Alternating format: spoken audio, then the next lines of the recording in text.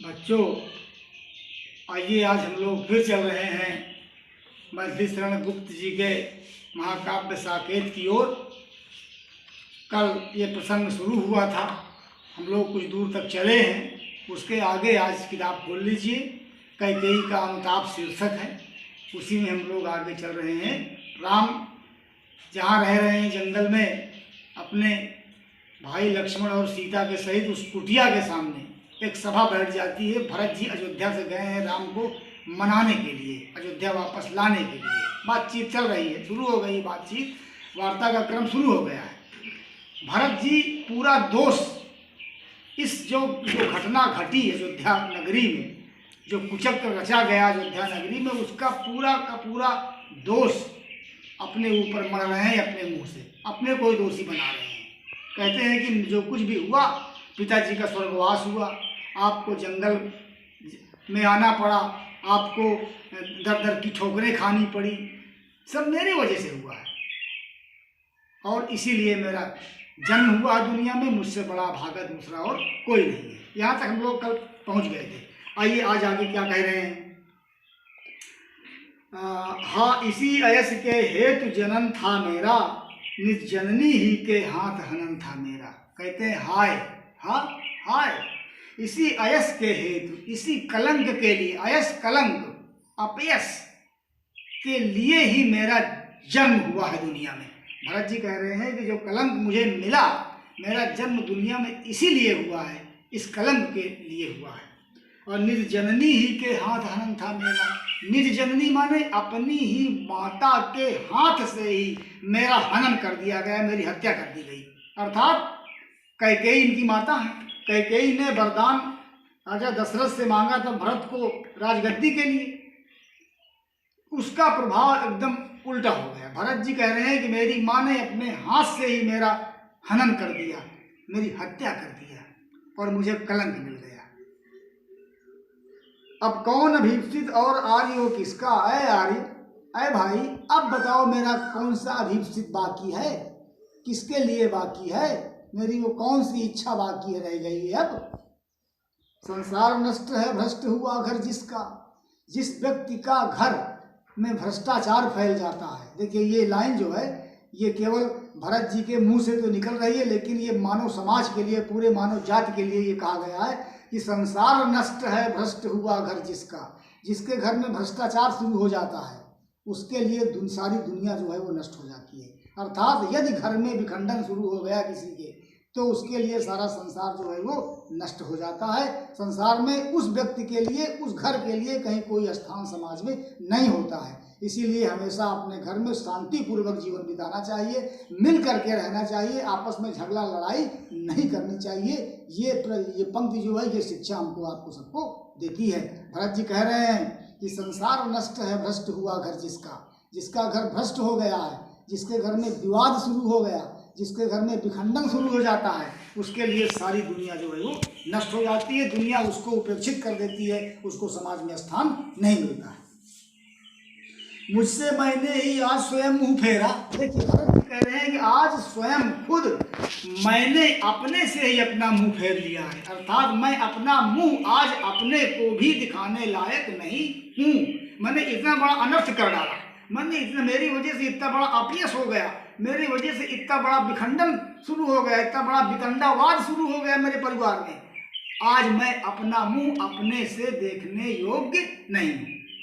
हे आर्य बता दो तुम ही अभीप्सित मेरा। हे आर्य, हे भाई, अब तुम ही मेरा अभीप्सित बता दो कि मैं कौन सा अभीप्सित मेरे पास अभी शेष है, मेरी कौन सी कामना, मेरी कौन सी इच्छा अभी शेष रह गई है। अब इस बात को तुम ही बता दो। भरत जी कह रहे हैं, किससे?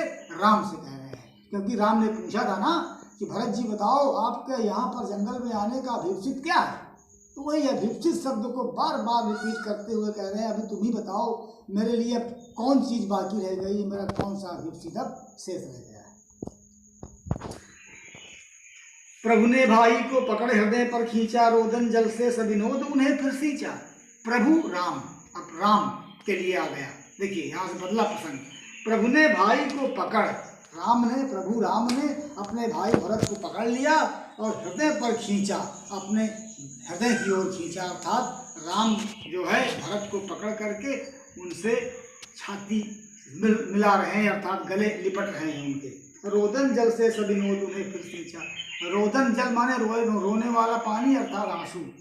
आंसू से उनको विनोद पूर्वक सींच रहे हैं राम। अर्थात राम जब भरत को छाती से लगा लेते हैं और तो उनके आंखों से इस बात को सुन करके आंसू बहुत बह रहे हैं, और वो आंसू राम की आंखों से निकल करके भरत जी के ऊपर गिर रहे हैं। तो कवि कहते हैं कि राम जो है अपने रोदन जल से, अपने आंसुओं से भरत को सींच रहे हैं। जब भरत जी ने उनसे स्वयं का अभीष्ट उनका पूछा उनसे, तब राम और पूरा दोष अपने ऊपर ले लेते हैं, पूरा अनर्थ का मूल अपने को कहते हैं। तब राम जो है रोने लगते हैं और भाई भरत को पकड़ करके छाती से लगा लेते हैं। उसके आशय की था मिलेगी किसकी, जनक जननी ही जान न पाई जिसको। बहुत ऊंची लाइनें हैं, दो ये लाइनें, ये तो पंक्तियां बहुत जबरदस्त हैं, आप देखिएगा इनको। राम के मुंह से भरत के चरित्र का वर्णन हो रहा है, इन दो लाइनें बता देती हैं।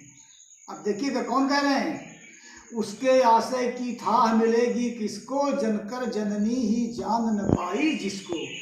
अनुप्रास अलंकार है, जनकर जननी जा जा।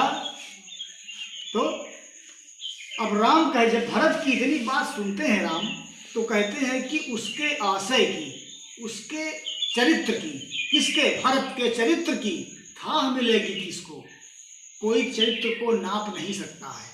भरत का चरित्र इतना गहरा है कि उसकी गहराई की था लेना माने नापना, उसके आशय की, उसके आशय माने चरित्र, भरत के चरित्र के, भरत के मन के अंदर की बात को कोई था नहीं ले सकता है, कोई नाप नहीं सकता है। भरत का चरित्र इतना गंभीर है, भरत का चरित्र इतना गहरा है कि वो अथाह है। उसकी था मिलेगी किसको, राम कह रहे हैं, भरत के लिए कह रहे हैं बात को सुन करके। अब भरत के लिए कहते हैं कि भरत के चरित्र की था भला किसको मिलेगी, क्यों, जनकर जननी ही जान न पाई जिसको। जनकर जननी माने, जनकर माने पैदा करने वाली, जननी माने माँ, जिसको जान नहीं पाई।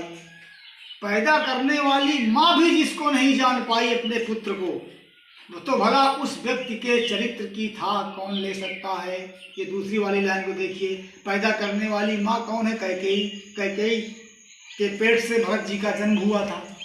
अब माँ जो होती है, अपने पुत्र या अपने संतान की हर एक आदतों को, हर एक गतिविधि को, हर एक पसंद और नापसंद को, उसके मन की हर एक इच्छा को माँ से ज़्यादा अच्छा जानने वाला शायद दुनिया में दूसरा कोई नहीं होता है, अपने संतान की हर आदतों के विषय में जानने की।